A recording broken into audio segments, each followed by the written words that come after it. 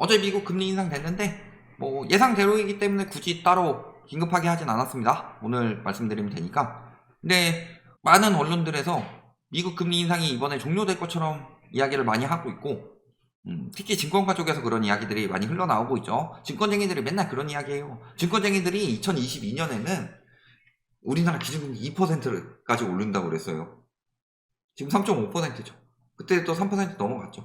근데 미국 금리 인상이 여기서 끝이냐? 첫 번째, 요것도 의심스러운 부분이고, 두 번째로요, 끝난다고 하더라도 금리 인하가 빨라질 것이냐, 요 부분도 생각을 해보셔야 되겠죠. 그래서 오늘은 단순히 이번에 금리 인상에서 어떤 여파가 있을 것이냐, 이런 이야기보다 금리 인상 혹은 이 긴축 장세가 얼마나 갈 수 있느냐, 이런 부분을 조금 더 이야기를 해보도록 하겠습니다.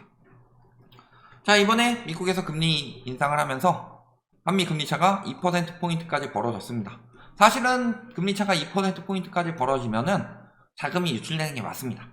그런데 첫 번째, 우리나라는 1차적으로 환율을 눌렀고, 환율을 누르니까 외국인 자본이 들어오기 좋아졌죠. 왜냐면 환율이 막 튀면 외국인 자본들이 빠져나갑니다. 그거를 못하게 하기 위해서 외환보유고를 어마어마하게 풀어서 환율을 눌러놨죠. 그러니까 외국인 자본들이 들어왔고, 이제는 얘네들이 버텨주니까 환율이 안정된 것처럼 느껴지는데, 늘 말씀드리지만요, 이런 식으로 외국인 자본들 들어오는 거 믿고 이 금리차 벌어졌어도 외국인 자본이 들어오고 환율이 벌어지지 않는다, 환율이 올라가지 않는다 라고 안심하고 있다가 한 방에 훅 간 나라들이 한두 개가 아니다. 결국에는 경제가 좋아서 들어온 게 아니라 경제가 안 좋아서 빨아먹을 수 있는 이런 것들을 토대로 외국인 자본이 들어와서 환율이 안정됐다. 그런데 금리차는 벌어져서 이게 한번 트리거가 터지면 쭉 빠져나갈 수 있다. 안심할 때가 아니라는 거죠. 우리나라는 그런데도 추가 인상 안 한다. 특히 어디서 이야기해요? 증권가에서. 소비 여력이 줄어드니까 금리 인상 안 할 거다. 인플레이션 압력이 줄어든다. 소비 여력이 줄어들어서 인플레이션 압력이 줄어드는 건 의미가 없습니다. 왜? 소비 여력이 줄어서 인플레이션 압력이 줄어드는 건요, 통화승수, 즉 인플레이션이라는 것 자체가요, 실물 가치 상승, 즉 반대로 화폐 가치 하락에 반대되는 말이죠. 그런데 통화승수가 늘어나는 만큼 화폐량이 늘어나기 때문에 화폐 가치가 떨어지는 거죠. 근데 통화승수라는 건 뭐예요? 돈이 안 돌아서 통화승수가 줄어요. 예를 들어 100만원 발행을 했는데 이게 10번을 돌면 1000만원의 역할을 해서, 예전에 100만원을 발행하면 1000만원만큼의 화폐 가치 하락이 있었는데 요즘에는 100만원 발행하면 2번밖에 안 돌아서 200만원밖에 못 해요. 그러면은 화폐 가치가 하락하는 속도가 확 줄어들죠. 그렇게 해서 인플레이션이 잡힌다고 해서 되는 게 아니라, 통화 승수가 떨어져서 인플레이션은 잡히는 것처럼 보이지만 먹거리 물가나 이런 것들은 폭등하게 되면요, 계속 통화 승수 떨어지고 인플레이션 잡히는 것처럼 보이지만 막상 일부 실물 가치가 올라가는 것들은 어마어마하다. 이게 경제에 어떤 도움이 되냐. 실질적으로 이거는 물가는 인플레이션인데 경제는 디플레이션이라서 안정된 것처럼 보이는 것밖에 더 되냐. 그런데 금리 인상 안 한다, 금리 인하한다, 이런 이야기 하고 있는 거예요. 외국을 볼까요? 자, 걸프 국가들. 자, 그러니까 사우디아라비아, 쿠웨이트, 이런 걸프 국가들도 지금 미국에 발맞춰서 기준금리를 올리고 있고, 유럽 역시도 또 올렸다. 유럽에서 계속 올리는 이유에 대해서 이야기를 했죠. 왜? 2008년에 미국에서 터졌어요. 이거 최악의 시나리오입니다. 이번에도 미국이 터지면은 최악의 시나리오가 되는 게, 미국이 터지면 무슨 짓을 하느냐, 각국에 퍼져 있는 자금을 흡수를 합니다. 그러기 위해서 미리 금리를 올려놓는 거고, 그러면 자금이 흡수되면은 어느 나라가는 빨려요. IMF 때는 우리나라를 비롯한 아시아에서 빨린 거고, 2008년에, 가장 최근 2008년에는 유럽에서 빨려가지고 피그스 중심으로 경제가 붕괴되더니 2011년에는 유로존 재정 위기가 왔죠. 그러니까 유럽에서도 지금 죽어라 금리 올리고 있는 거예요. 유럽 경제 상태는 괜찮냐? 무조건 괜찮다고 볼 수 없죠.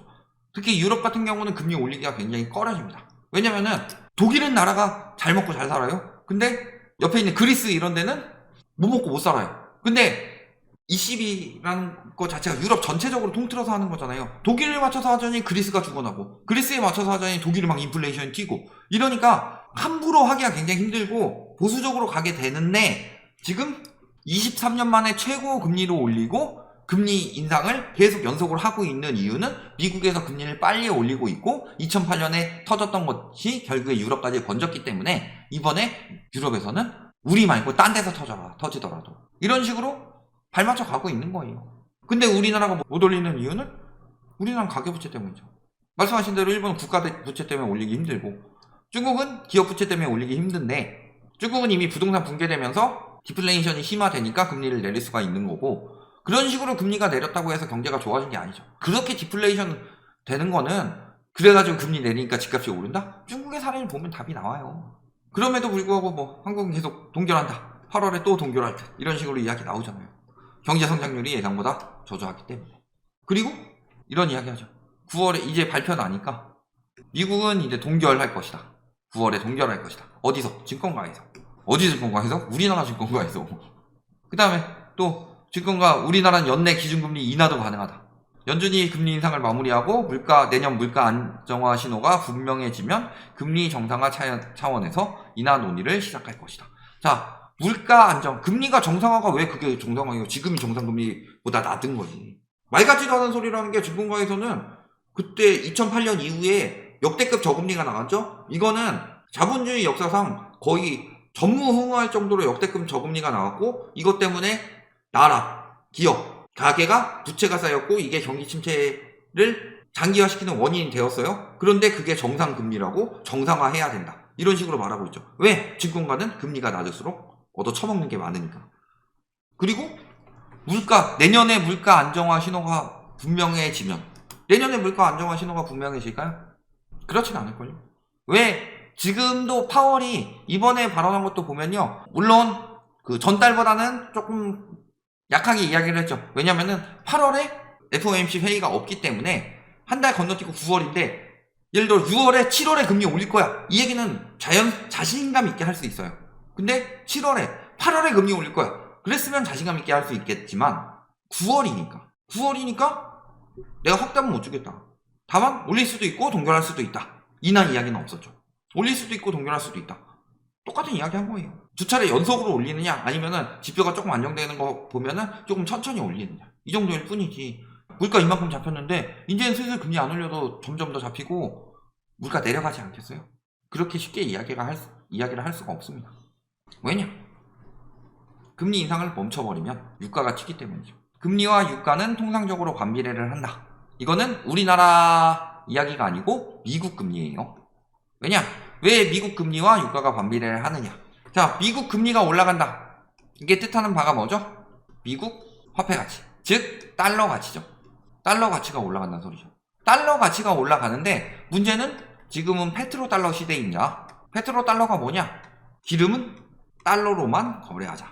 이게 미국이 지원 패권국을 유지할 수 있는 가장 핵심적인 거고, 예전에 초창기에 금본이 됐었는데 금은 너무 매장량이 적고 그러니까 이번에 달러로 간 거죠. 그래서 기름은 달러로만 거래하자. 그런데 페트로달러, 즉 달러 가치가 올라가게 되면은 상대적으로 달러 대비 유가는 떨어질 수밖에 없죠. 그렇잖아요. 유가 얘가 실물이고, 그러니까 예를 들어서 100달러에 1배럴을 샀다 라고 했는데, 달러 가치가 올라가가지고 예전엔 100달러나 필요했지만 지금은 달러가 더 가치가 높아졌으니까 이제 90달러에 1배럴, 이런 것들이 가능해진 거잖아요. 그러니까 즉 페트로달러 때문에 미국 금리가 올라가게 되면은 달러 가치가 올라가면서 달러 대비 기름 가치가 떨어지죠. 그러니까 유가가 떨어지는 거고, 반대로 그러면은 미국의 금리 인상이 멈춘다. 근데 지금 어때요? 그동안 워낙 빨리 금리를 올렸기 때문에 금리 동결 신호만 나도 달러 인덱스가 떨어지죠. 그러니까 미국이 이걸 되게 불안해하고 있는 거예요.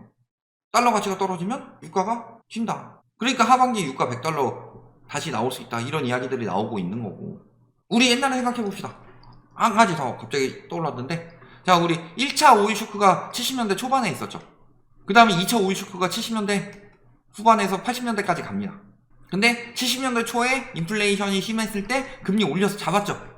그리고 경기가 안 좋다, 오일 쇼크 잡혔으니까 금리 내리자 해가지고 내렸는데 경기가 안 좋으니까, 그러니까 다시 여기서 튀어요, 유가가. 근데 이때는 인플레이션을 금리 말고 다른 방법으로 잡아보자, 우리가 경기가 너무 안 좋아. 그래서 PCE가 그때 나왔죠. CPI PCE 해가지고 지표를 다르게 만들어서 물가가 낮춰지는 것처럼 착시 효과를 주고, 이런 식으로 버텨보려고 했는데 결국 안 돼가지고 80년대 초반에 누가 나온 거예요? 폴 볼커가 나와서 금리를 올리니까 그제서야 잡힌 거잖아요. 그러니까 금리 올려가지고 어느 정도 잡혔고, 경기 침체되는 것 같으니까 금리 바로 다시 낮추자. 1차 오일 쇼크 터지고 2차 오일 쇼크 또 불러온자, 이 얘기예요. 이걸 겪어봤던 파월이 왜 볼커처럼 행동을 하겠느냐. 그러니까 지금도 그때 9.1%까지 올라갔는데 지금 거의 반토막 이상으로 떨어졌으니까 물가 많이 잡혔고 이제는 이 정도 금리만 유지해도 물가는 잡힐 것입니다. 이렇게 이야기가 안 나오고 아직도 긴축을 더 해야 되는지 계속 지켜보고 있고 물가는 아직도 심상치가 않다. 이 이야기를 왜 계속 하겠느냐. 다 겪어봤으니까 나오는 거죠. 근데 그런 상황에서 우리나라는 지금 무역 적자가 심화되고 있죠. 지금 상반기에만 역대 최대로 263억 달러의 무역 적자가 나왔고 지금 7월도 이제 20일까지 나왔지만 무역 적자가 여기서도 또 14억 달러가 추가가 되었습니다. 무역 적자가 심화되고 있어요. 경기가 안 좋죠. 경기가 안 좋으면서 이게 기업들 문제로 번지고 있죠. 그래서 7월 기업 체감 경기는 오히려 악화되고 있습니다. 기업 체감 경기가 악화되고 무역 적자가 계속되고 지금 채권 자금 마련해가지고 자금 마련이 필요하니까 은행채 회사채 발행해가지고 채권 금리가 튀고 있는데 부동산 경기가 좋아진다고 하고 있어요. 얼마나 언론에서 조장을 했으면. 그 다음에 수출업체 절반은 1년도 못 버티고 박살이 났다. 48.4%만 생존하고 51.6%는 1년 만에 망했다는 거예요. 수출업체들이. 지금 우리나라 상황이 이래요. 지금 막 얼마 전에 저기 에코프로 떨어지면서 들어갔던 삼성전자 상황 어때요? 영업이익 95% 날아갔다. 20분의 1토막 난 거죠.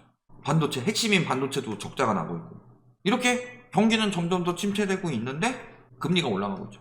문제는 왜냐면은 우리나라가 지금 미국에서 금리를 올리고 있는데 금리를 올라가는 만큼 따라가냐? 아니죠. 그러면 안 따라갔으면 경제라도 살아났냐? 아니죠. 디레버리징이라도 했냐? 아니죠. 자산 거품이라도 꺼졌냐? 아니죠. 좋은 게 뭐가 있어요? 맨날 부정적인 이야기 한다가 아니라 진짜 부정적인 상황인데 긍정적인 이야기를 하는 게 잘못된 거지.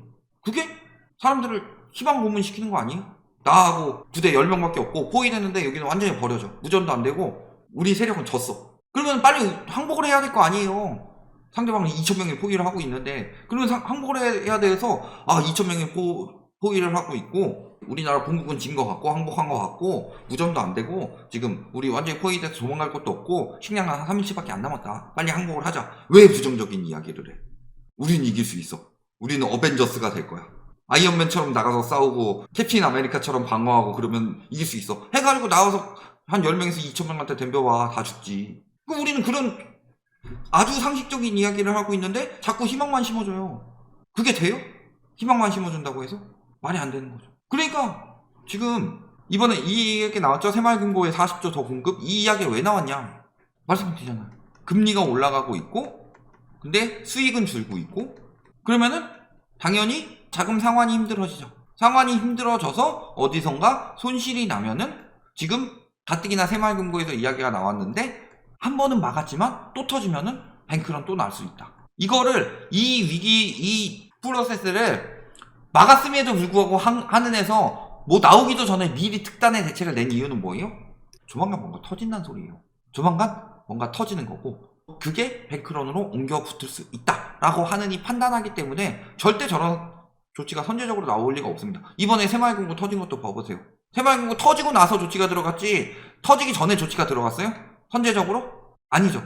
그러니까 또 터질 게 뻔히 보이기 때문에 이건 거의 한 98% 정도는 터진다 이렇게 느끼고 있기 때문에 미리 대책이 나온 거예요. 터지더라도 너네 당장 새마을금고 때처럼 한 2달 만에 7조 빼가지 말고 그래도 천천히 연착륙하자 이런 뜻으로. 이게 지금 현 상황이에요. 쭉 보시면 나오죠. 물가가 쉽게 잡히느냐. 미국에서 금리 인상을 멈춘 순간 물가는 다시 튑니다. 두 번째, 미국이랑 그러면 금리차 벌어지는데도 우리나라는 금리 인상 안 하고 버틸 수가 있느냐. 우리나라 물가도 튀는 건 마찬가지고 거기에 지금 기준금리는 안 올려도 시중금리 올라가는 것에 따라서 타격을 여러 군데에서 입고 있고 이게 뱅크런으로 번질 것을 한은에서는 미리 예상하고 대비하고 있다. 이런 상황인데 미국에서 금리 인상 이번에 했지만 9월에는 동결할 수도 있고 하면서 희망이로만 돌려가지고 무모하게 달려들었다가는 죽기 딱 십상이다. 이런 것들 잘 보시면요. 모든 지표들이 말해주고 있습니다. 저희는 지표를 가지고 이야기를 하잖아요. 그냥 희망적으로 그냥 유리한 지표만 가지고 이야기를 하는 게 아니고. 그러니까 이때 당신들한테 떠넘기려는 사람들이 있습니다. 자신들이 피해 볼 것을 이득으로 바꾸면서 떠넘기는 것에 넘어가지 마셔라. 이렇게 여기까지 말씀드리겠습니다.